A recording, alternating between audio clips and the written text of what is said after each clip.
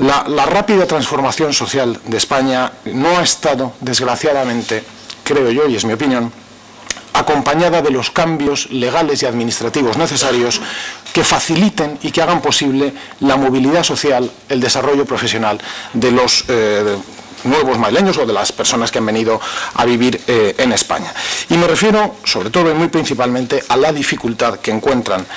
los extranjeros para homologar sus títulos profesionales. Digo, los extranjeros, también podría hablar de aquellos españoles que han cursado estudios fuera, pero significa, me parece que en volumen o en números significativamente son inferiores.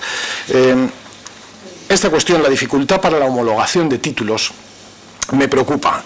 Y no me refiero a los requerimientos académicos exigidos o exigibles para convalidar los títulos profesionales o los títulos académicos. La cuestión de los requerimientos académicos evidentemente tiene que tener los niveles de excelencia que sean necesarios, que sean equiparables a la formación que se recibe aquí en España. A lo que me refiero es a la lentitud administrativa con la que el Ministerio de Educación resuelve los expedientes de homologación. En la actualidad, y eso pues probablemente ustedes lo saben mejor que yo y lo habrán sufrido probablemente, el proceso administrativo por el que una persona puede saber si su titulación obtenida en un sistema académico extranjero es homologada parcialmente, es decir, si deben superar pruebas de conjunto y cursar materias complementarias, o bien sencillamente denegada, ese proceso administrativo es extremadamente largo, dura varios años. En realidad no sabemos muy bien cuánto, porque el Ministerio de Educación ofrece unas cifras que no permiten tener toda la transparencia necesaria para conocer cuál es la realidad. Sabemos, por las cifras que publica el Ministerio de Educación, el número de solicitudes que se presenta cada año y el número de convalidaciones que se conceden cada año, que hay un desfase importante. Pero lo que no sabemos es, en ese desfase, por ejemplo, hablo del año pasado, 2008, se solicitaron 19.350 homologaciones, perdón, se solicitaron 31.249 homologaciones de estudios, se concedieron 19.350. De lo que queda entre 31.000 y 19.000 no sabemos cuántas fueron denegadas, ni sabemos tampoco cuántas sencillamente están pues en algún archivador del Ministerio de Educación esperando que alguien se lo mire. Lo cual yo creo que, para empezar, no es bueno.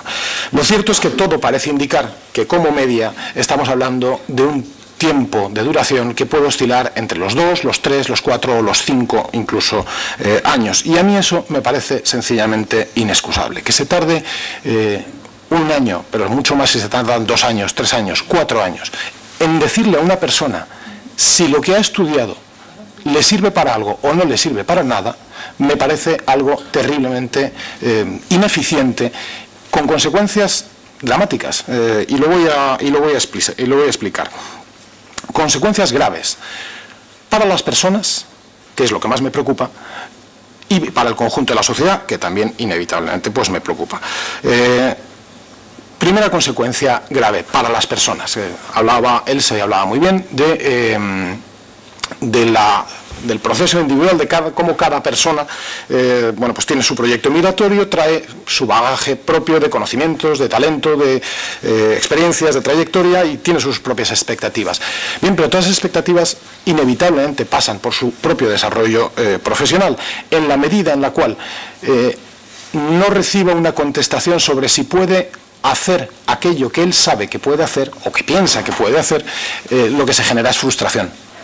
Y la frustración, pues yo creo que no es un buen acompañamiento añadido a todas las dificultades que tiene un proceso migratorio que ustedes conocen mucho mejor que yo. Es decir, por tanto, oportunidades perdidas por los inmigrantes cualificados que no pueden desarrollar al máximo su capacidad profesional. Lo cual, si siempre ha sido difícil, y eso lleva siendo así a lo largo de varios años,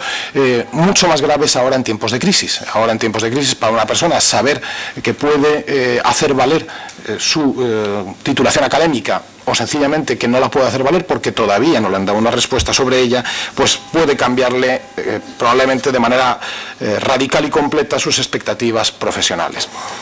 La segunda consecuencia grave y negativa de este retraso del Ministerio de Educación en contestar las solicitudes de homologación es el talento perdido. Es decir, son las consecuencias para el conjunto de la sociedad.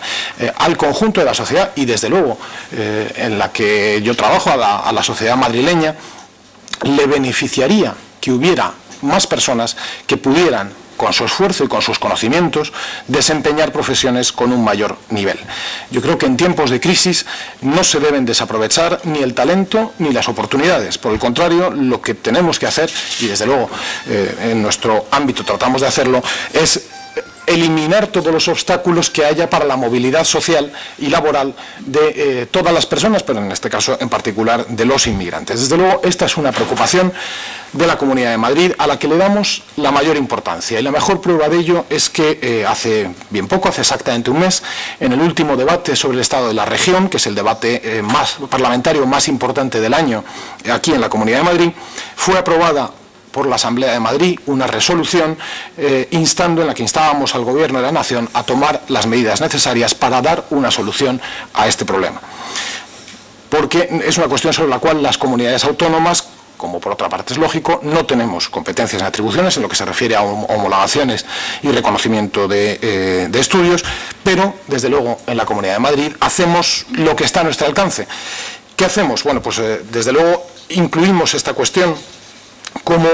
uno de los puntos más destacados de nuestro plan de integración 2009-2012, como una preocupación que queríamos hacer llegar, y estas jornadas también son una manera de cumplir con ese mandato del plan de integración. Como también impulsamos talleres especializados que orienten a los inmigrantes en la forma más eficaz y rápida para llevar a cabo los procedimientos de homologación, y lo hacemos a través de nuestros centros de participación e integración de inmigrantes, algunos de sus directores los veo hoy en esta sala, y también, por supuesto, con el apoyo de entidades, que es el ejemplo, por ejemplo, de Improin, perfectamente especializadas y perfectamente vocacionales en esa orientación, es decir, la promoción de los profesionales inmigrantes. Yo termino ya, y quiero hacerlo con la idea de que el éxito de una política de integración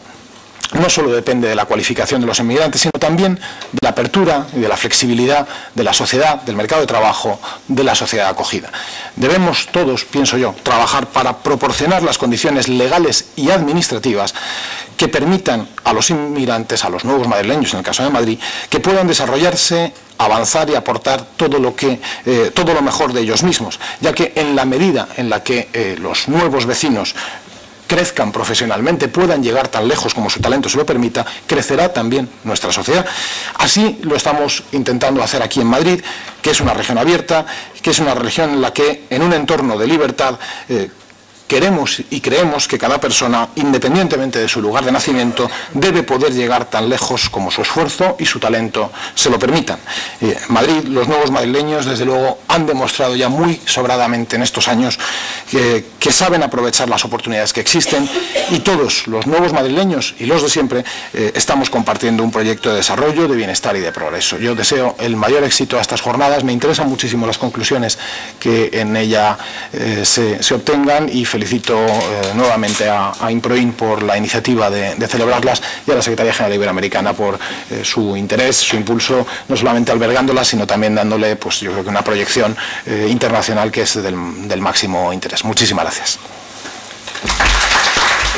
Muchas gracias, señor consejero. Antes de dar paso ya a la primera mesa de trabajo, respecto a la homologación de títulos, un pequeño ejemplo de lo que es una buena práctica iberoamericana. Aquí en esta sede nos fue contada que cuando se inicia la Guerra Civil Española y los primeros barcos con emigrantes llegan a México, hay uno de esos barcos que lleva al puerto de Veracruz, y en Veracruz va un señor que es un abogado de Málaga con su hijo, y el hijo, que es hoy día embajador de España, contó que él llevaba, que su padre, que era abogado en Málaga, llevaba un overol, lo que aquí llamamos un mono, pues para si tenía que hacer trabajos o lo que fuera, y también un frac, porque él para ocasiones sociales tenía un frac. Dice, si tengo que ser mesero o camarero, que sea en un sitio distinguido. A la llegada al puerto de Veracruz, atendido por las autoridades migratorias mexicanas, le pidieron que exhibiera su título de abogado, de licenciado en Derecho, le pusieron un sello habilitado para trabajar en México. Esto que es una historia real, porque luego fue el embajador Casinillo fue el embajador de la monarquía democrática en México. Yo creo que es un ejemplo de tantas buenas prácticas iberoamericanas que tenemos en materia migratoria, rompiendo las barreras de papel, las barreras administrativas y aquellas que nos permitan hacer una cultura nueva y también una nueva sociedad con los de antes y con los de ahora.